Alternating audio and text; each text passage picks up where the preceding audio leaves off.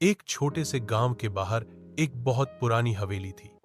बरसों से वह हवेली वीरान पड़ी थी।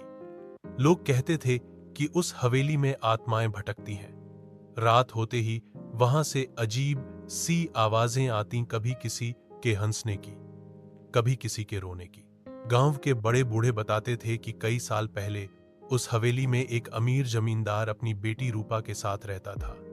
लेकिन एक रात जमींदार की बेटी रहस्यमयी तरीके से गायब हो गई। लोग कहते थे कि उसी दिन से हवेली में अजीब घटनाएं होने लगी।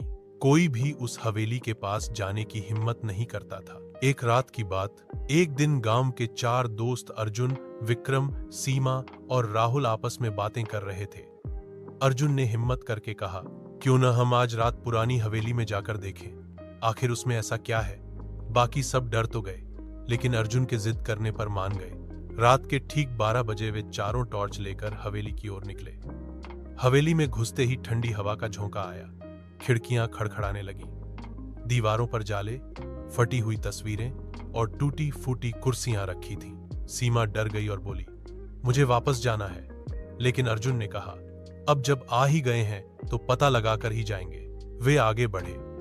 तभी उन्हें एक पुरानी तस्वीर दिखी जिसमें जमींदार और एक छोटी लड़की थी। तस्वीर की आंखें जैसे उन्हें घूर रही थीं। अचानक एक कोने से एक सफेद साया निकल आया। सबके रोंगटे खड़े हो गए। विक्रम की टॉर्च हाथ से गिर गई। उस साये ने धीरे धीरे कहा, मेरी मदद करो। वो कोई और नहीं, जमींदार की बेटी रूपा की आत्मा थी। उसने बताया कि उसे सालों पहले किसी ने हवेली के तहखाने में बंद कर दिया था और वहीं उसकी मौत हो गई।